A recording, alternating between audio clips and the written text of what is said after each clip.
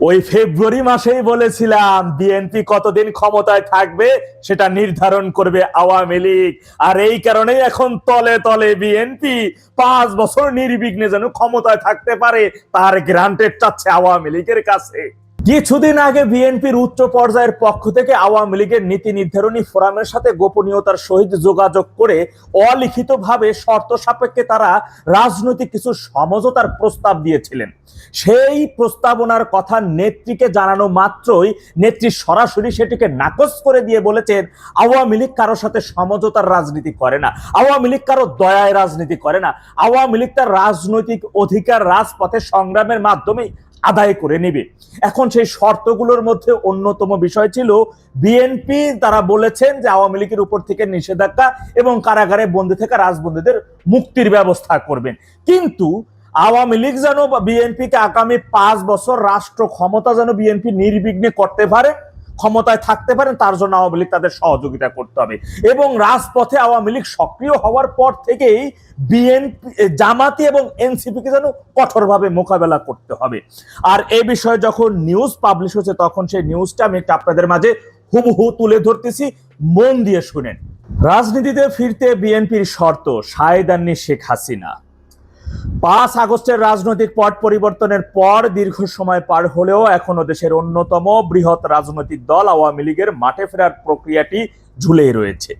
তবে পর্দার আড়ালে কি ঘটছে, সংশ্লিষ্ট একাধিক নির্ভরযোগ্য সূত্র ও রাজনৈতিক বিশ্লেষকদের সঙ্গে কথা বলে জানা গেছে আওয়ামী লীগ নেতাদের দেশে ফেরা এবং রাজনীতিতে পুনরায় সক্রিয় হওয়ার পেছনে প্রধান বাধা হয়ে দাঁড়িয়েছে বিএনপির দেওয়া কিছু সুনির্দিষ্ট শর্ত সাপেক্ষ প্রস্তাব। তবে আওয়ামী লীগ সভাপতি শেখ হাসিনা এই সমঝোতার রাজনীতিতে ছাপ না করে দিয়েছেন। বিএনপির প্রস্তাব, আগামী 5 বছর আওয়ামী লীগকে বিএনপির নির্বিঘ্ন ক্ষমতায় থাকা নিশ্চিত করতে হবে এবং সহযোগিতা করতে হবে। কৌশলগত সমীকরণ, মাঠে ফিরে আওয়ামী লীগকে রাজনৈতিকভাবে জামাত ইসলামী ও এনসিপিকে শক্তভাবে মোকাবেলা করতে হবে।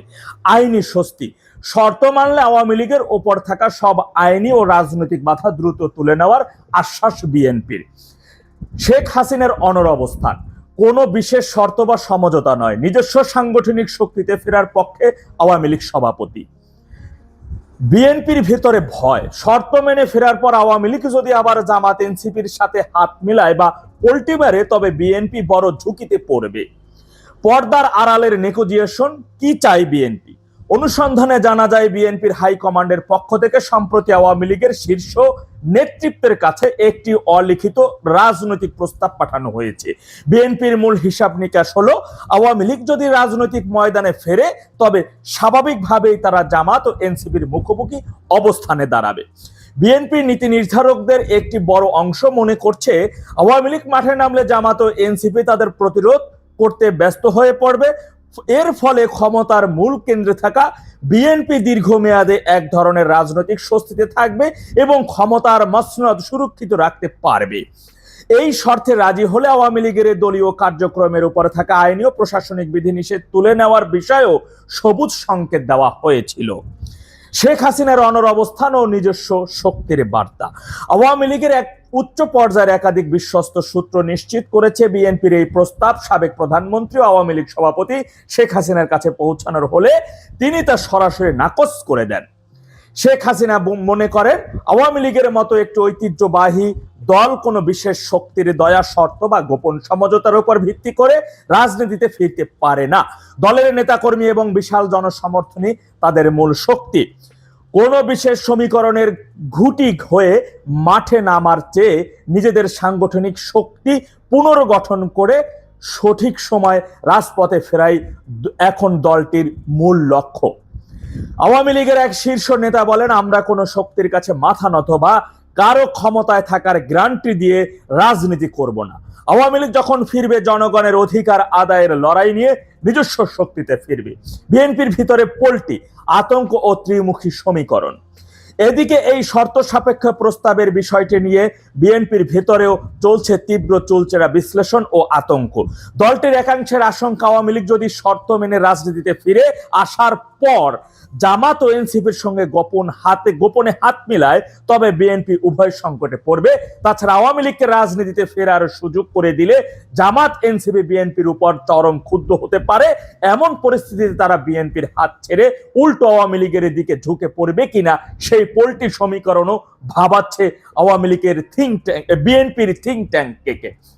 প্রিয় ভাইয়েরা আমার, আওয়ামী লীগ কখনো কারোর সাথে সমঝোতা করে বা নিগোসিয়েশন করে রাজনীতি করতে পারে না, কিংবা জামাত কিংবা এনসিপির সাথে সমঝোতা করে বা হাত মিলিয়ে, কিংবা বিএনপির সাথে বা আওয়ামী লীগ ব্যতীত 14 দলে ব্যতীত যে সকল 33টা রাজনৈতিক দল দেশকে ধ্বংস করেছে, বাংলাদেশের সার্বভৌমত্ব হুমকির মধ্যে ফেলেছে, বাংলাদেশের মুক্তিযুদ্ধের মহান স্মৃতিস্তম্ভগুলো ধ্বংস করেছে, 32 নম্বর বাড়ি ধ্বংস সহ দেশের অভূতপূর্ব উন্নয়নকে তারা ধ্বংসের দ্বার প্রান্তে নিয়ে গেছে, তাদের সাথে নিগোসিয়েশন করে বা সমঝোতা করে আওয়ামী লীগ রাজনীতিতে সক্রিয় হইতে পারে না। আওয়ামী লীগ ওই বিএনপিকে বলে দেবার চায়, আওয়ামী লীগ রাজনীতিতে সক্রিয় আছে, আওয়ামী লীগ রাজপথে সক্রিয় ছিল এবং আছে।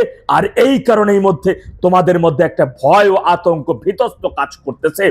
আমার দলীয় ভাইরা যারা রয়েছেন তাদেরকে কিন্তু নেত্রীর এই কঠোর অবস্থানের মধ্য দিয়ে আরো বেশি উজ্জীবিত হতে হবে, আরো বেশি শক্তিশালী হতে হবে, আরো বেশি ঐক্য গড়ে তুলতে হবে। কারণ মহাপ্রলয়ের মাধ্যমেই আমরা বাংলাদেশ থেকে স্বাধীনতা বিরোধী, দেশ ধ্বংসকারী, দেশকে হুমকির মধ্যে যারা ফেলেছে তাদের উচিত জবাব দেব ইনশাআল্লাহ। বাংলাদেশের মানচিত্র হবে শুধুই বাংলাদেশিদের হাতে, বাংলাদেশের সার্বভৌমত্ব হবে, বাংলাদেশের সার্বভৌমত্বে বসবাস করবে শুধুই বাংলাদেশিরা। তাই সর্বাত্মক প্রস্তুতি গ্রহণ করুন, বিজয় নিশ্চিত। জয় বাংলা, জয় বঙ্গবন্ধু, বাংলাদেশ চিরজীবী হোক। আসসালামু আলাইকুম। আওয়ামী লীগ জোরে পুরো তো একেবারে পাতলা ছোট অবস্থা দেখছি চারদিকে। একদিকে ভয়ে কাঁপছে এনসিপি, একদিকে ভয়ে কাঁপছে জুলাই আন্দোলনের মাস্টার মাইন্ড হিসেবে পরিচিত যারা, তারা একদিকে ভয়ে কাঁপছে এতদিন যারা সমন্বয়ক নামে সারা বাংলাদেশটাকে তটস্থ করে রেখেছিল ইউনূস আমলে তারা। এবং দেখবেন যে আওয়ামী লীগের যে মিছিল এখন হয়, আওয়ামী লীগ তো নিষিদ্ধ, তাই না, মানে কার্যক্রম নিষিদ্ধ দল, সেই কার্যক্রম নিষিদ্ধ দলেও যে লোকবল হয়, এই লোকবল এনসিপি যে এখন কার্যক্রমের মধ্যে আছে, এই এনসিপি সেই লোকবল জড়ো হয় না। যাক, সে আওয়ামী লীগ কি করবে না করবে ইতিমধ্যে সারা দেশে তাদের শক্তি জানান দিচ্ছে, তারা সারা দেশে মিছিল করছে, তারা রাজধানীতে মিছিল করছে। এবং সবচেয়ে তাৎপর্যপূর্ণ যেটা, সেটা হলো সেসব মিছিলে আওয়ামী লীগের লোকজন আর এখন ফেস ঢেকে রাখে না, মুখ ঢেকে রাখে না, মাস্ক পরে না, হেলমেট পরে না, তারা প্রকাশ্যে এসেই তাদের নিজেদের পরিচয় প্রকাশ করে মিছিল করে। সেই মিছিলগুলোকে একত্রিত করে যদি চিন্তা করা হয়, তাহলে গত 2 বছরে যা ছিল প্রেক্ষাপট, গত 2 সপ্তাহে তার চেয়ে যথেষ্ট পরিবর্তন হয়েছে। সেই পরিবর্তনের মুখে আসছে 23 জুন আওয়ামী লীগের প্রতিষ্ঠাবার্ষিকী। কি হবে সেই প্রতিষ্ঠাবার্ষিকীতে, তাই জানানোর জন্য আজকের এই আলোচনার আয়োজন। আমাদের এই আলোচনার সাথে থাকবেন, লাইক দিবেন, কমেন্টে আপনার মতামত জানাবেন, এবং যারা আমাদের চ্যানেলটি এখন সাবস্ক্রাইব করেননি তাদেরকে সাবস্ক্রাইব করার জন্য অনুরোধ করছি। ফিরে যাচ্ছে 23 জুন নিয়ে। 23 জুন আওয়ামী লীগের প্রতিষ্ঠাবার্ষিকীতে কি ঘটতে পারে? আওয়ামী লীগের প্রতিষ্ঠাবার্ষিকী ঘিরে সতর্ক বার্তা পুলিশের। কি বলা হচ্ছে? আগামী 23 জুন কার্যক্রম নিষিদ্ধ আওয়ামী লীগের প্রতিষ্ঠাবার্ষিকীকে কেন্দ্র করে সারা দেশে রাজনৈতিক দলের নেতাকর্মী, বিশেষ করে এনসিপি ও বৈষম্য বিরোধী ছাত্রদের সঙ্গে সংঘর্ষের আশঙ্কা করছে পুলিশ। এজন্য সারা দেশের সব ইউনিটকে প্রয়োজনীয় সতর্কতা ও নিরাপত্তামূলক ব্যবস্থা নেওয়ার নির্দেশ দেওয়া হয়েছে। বৃহস্পতিবার 18 জুন পুলিশ হেডকোয়ার্টার্সের ডিআইজি কনফিডেন্সিয়াল মোহাম্মদ কামরুল আহসানের সই করা এক চিঠিতে এই নির্দেশনা দেওয়া হয়। গোয়েন্দা তথ্যের ভিত্তিতে দেশের সব মেট্রোপলিটন পুলিশের কমিশনার, রেঞ্জ ডিআইজি ও জেলা পুলিশ সুপারদের কাছে পাঠানো এক জরুরি বার্তায় সম্ভাব্য কর্মসূচি মূল্যায়ন করে কঠোর নিরাপত্তামূলক ব্যবস্থা নেওয়ার নির্দেশ দেওয়া হয়েছে। চিঠিতে বলা হয়েছে, আগামী 23 জুন আওয়ামী লীগের প্রতিষ্ঠাবার্ষিকী উপলক্ষে বিভিন্ন জেলায় দলীয় কার্যালয়ে পতাকা উত্তোলন ও প্রতিষ্ঠাবার্ষিকীর ব্যানার নিয়ে প্রকাশ্যে মিছিল করতে পারে। এ নিয়ে সংঘর্ষ এবং বাধা দিলে পুলিশের উপর তারা ক্ষুব্ধ হতে পারে। বিষয়টি অনুধাবন করে প্রয়োজনীয় নিরাপত্তা ব্যবস্থা নেওয়ার জন্য অনুরোধ করা হলো। এদিকে শুক্রবার সকালে ঢাকা মেট্রোপলিটন পুলিশের অতিরিক্ত কমিশনার SN মোহাম্মদ নজরুল ইসলাম বলেন, আমরা এই সংক্রান্ত নির্দেশনা পেয়েছি, তবে নির্দিষ্ট কোনো বড় থ্রেট বা হামলার আশঙ্কা নেই, এটি আমাদের নিয়মিত সতর্কতার অংশ। তিনি আরো বলেন, 23 জুন একটি রাজনৈতিক দলের প্রতিষ্ঠাবার্ষিকী, এটিকে কেন্দ্র করে আমরা সতর্ক অবস্থানে আছি। তিনি আরো বলেন, নগরবাসীর নিরাপত্তা নিশ্চিত করতে অতীতের মতোই প্রয়োজনীয় নিরাপত্তামূলক ব্যবস্থা নেওয়া হয়েছে। বিভিন্ন স্থানে নিরাপত্তা চেকপোস্ট অব্যাহত রয়েছে, এই কার্যক্রম চলমান থাকবে। মানে পুলিশ, আওয়ামী লীগ যে নিজেরা সংগঠিত হয়ে পুলিশের উপর আক্রমণ করবে বা এনসিপির উপর আক্রমণ করবে, এরকম কোনো তথ্য নেই, বা এটা আওয়ামী লীগ করবে না। কিন্তু বাধা পেলে পরিস্থিতি ভিন্ন রকম হতে পারে বলেই পুলিশ আশঙ্কা করছে, সেটাই আমরা অন্তত বুঝতে পারছি। ফলে 23 জুন আওয়ামী লীগ কি শক্তি দেখায় গত 2 বছরের তুলনায়, এবার তারা কি নতুন কোনো মাত্রা যোগ করে কিনা তাদের কর্মসূচিতে, এবং মাত্রা যদি যোগ করে তাহলে প্রতিপক্ষ, এখানে পুলিশের চেয়েও গুরুত্বপূর্ণ প্রতিপক্ষ হচ্ছে এনসিপি। এনসিপি শুরুতে আমি যেটা বললাম, এনসিপির ওই লোকবল নাই যে আওয়ামী লীগের এখন ঝটিকা মিছিল প্রতিহত করতে পারে, সেটা আছে এবং বিএনপির। ফলে বিএনপির অবস্থান কি হবে তার উপরে বিবেচনা করবে অনেক কিছু। যে ফ্রান্সে যখন মোদিজির সঙ্গে ট্রাম্পের বৈঠক চলছিল, সেই সময় ভারতে সার্জিও গোর অমিত শাহের সঙ্গে দেখা করেছিলেন। সেটা আমি ভিডিওতে আপনাদের বলেছিলাম কি কি কারণে দেখা করেছেন। আসলে খবর তো, ভেতরের খবর ধীরে ধীরে ধীরে ধীরে লিক করে। আমি অনেকবার বলেছি যে এই খবরগুলো পেতে পেতে একটু সময় লাগে।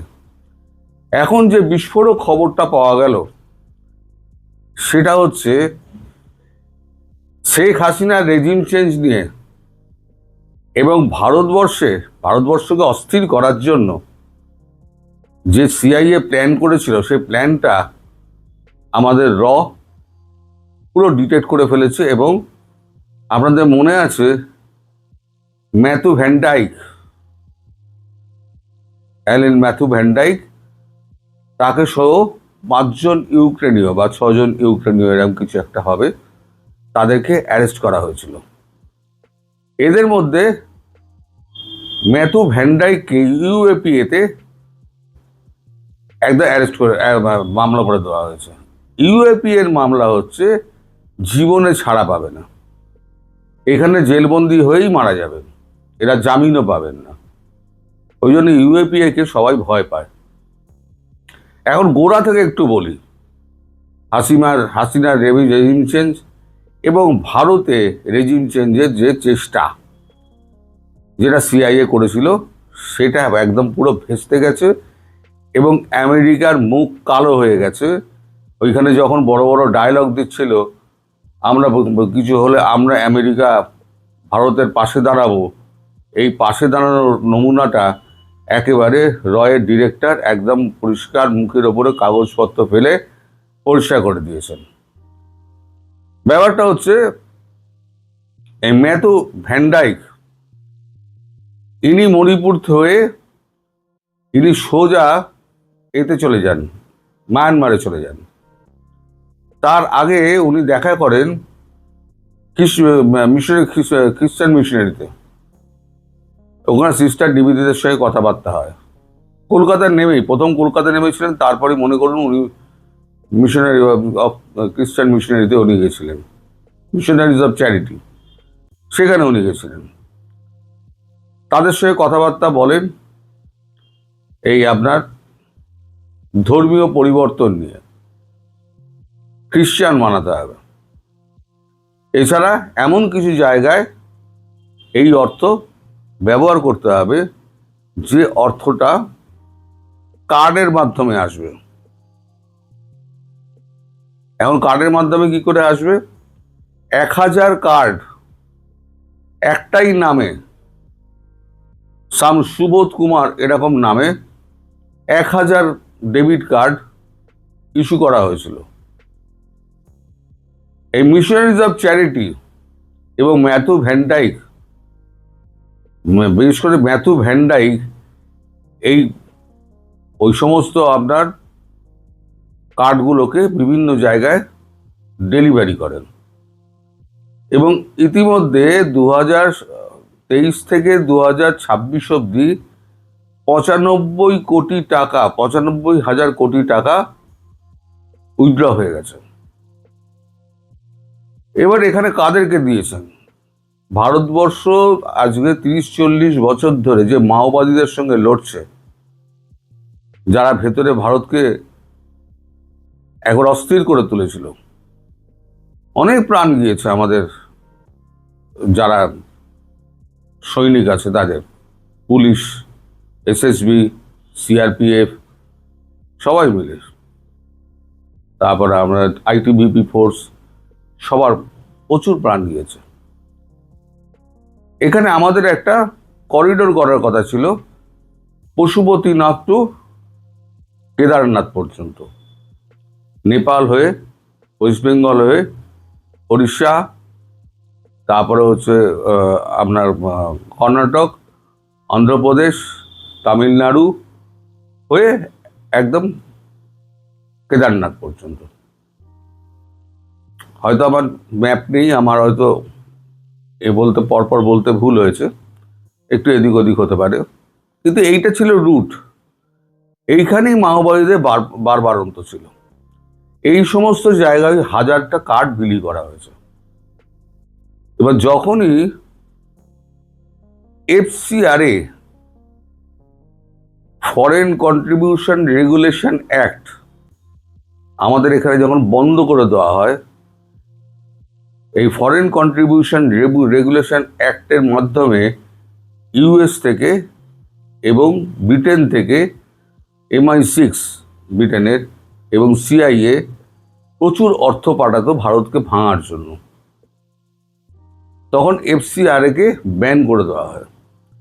এফসিআরএ কে যখন ব্যান করে দেওয়া হয়, সেই সময়তে দেখলো টাকা পাচারের তো আর কোনো রাস্তা নেই, তাহলে করো কি, একটা ব্যাংক অ্যাকাউন্ট করো, সেখানে কয়েক হাজার কোটি টাকা ঢালো, এইবারেতে একটা নামে ডেবিট কার্ড তৈরি করো। ওই সুবোধ কুমার না কি নাম, একটাই নাম, তার নামে 1000টা ডেবিট কার্ড করা হয়েছে। করে এই কার্ডটা ম্যাথু ভ্যান ডাইক সমস্ত বিলি করেছেন। উনি কর্ণাটকে বিলি করেছেন, তেলেঙ্গানায় বিলি করেছেন, অন্ধ্রপ্রদেশে বিলি করেছেন, উড়িষ্যায় বিলি করেছেন, বিহারে বিলি করেছেন, ওয়েস্ট বেঙ্গলে ডিরেক্টলি বিলি করেননি। উনি মণিপুরে গিয়ে, এই মায়ানমারে গিয়ে সেখানে যে মাওবাদী আছে তাদেরকে বিলি করেছেন। তার উদ্দেশ্য ছিল কি, নেপালকে অস্থির করা, সঙ্গে সঙ্গে ভারতবর্ষকে মাওবাদীদের আবার চাগিয়ে তোলা। এইটা যখন ধরতে পারে, তখন এই পুরো ফান্ডিং এর ব্যাপারটাকে পুরোটা মানে একেবারে ওপেন করে দেয়। ওপেন করে তারা ওপেন সোর্স এবং তাদের ভেতরের সোর্স সমস্ত কাজে লাগিয়ে তারা ম্যাথু ভ্যান ডাইককে তারা তুলে নেয়। এ খবর অনেকদিন আগেই হয়েছে, আপনারা সবাই জানেন। এই ম্যাথু ভ্যান ডাইক যখন ধরা পড়ে, তার কাছে তখনও কিন্তু 350 বেঁচে যাওয়া কার্ড ছিল, যেগুলো পরে হয়তো বিলি করতেন। 350 বা 250 এরকম একটা কোনো ফিগার হবে, ভুলভাল হতে পারে, আমি সঠিক আপনাকে বলতে পারছি না। ওইটা যখন ধরা পড়ে, যখন উনি মানে ভালো মানুষের মতো এসে যখন আমেরিকার সহযোগিতা করেন, যে আমেরিকা চাইছে ভারতের সঙ্গে সম্পর্ক উন্নয়ন এবং ভারতের পাশে দাঁড়াতে, তখন অজিত দোভাল পাশের ঘরে আমাদের স্বরাষ্ট্রমন্ত্রী অমিত শাহ পাশের ঘরে চলে যান, কোনো চাপ বসিয়ে চা খেতে গেলে। এবার ওখানে গিয়ে পরাগ জৈনকে ডেকে পাঠান। তার পাশাপাশি উনি বাণিজ্য প্রতিনিধিদের সঙ্গে, পীযূষ গোয়েলের সঙ্গে কথাবার্তাও বলেন। তারপরে রয়ের ডিরেক্টর যখন আসে, সমস্ত কাগজপত্র নিয়ে তাকে নিয়ে আবার 15 মিনিট বাদে আবার ঢুকে তিনি বলেন, এই হচ্ছে প্রমাণ। আপনারা একদিকে শান্তির বাণী বলবেন, আমাদের পাশে দাঁড়ানোর কথা বলবেন, আপনারা বাংলাদেশের রেজিম চেঞ্জ করে শেখ হাসিনাকে আপনারা উৎখাত করেছেন, তার প্রমাণও আমাদের কাছে আছে বলে একটা একটা করে প্রমাণ দিতে আরম্ভ করেন, একটা একটা করে। কোথায় কত খাতে কত টাকা খরচা হয়েছে।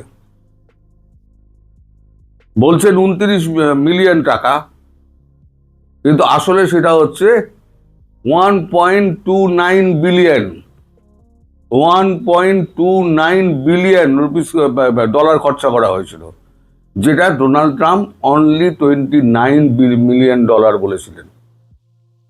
1 বিলিয়নটা চেপে গেছিলেন।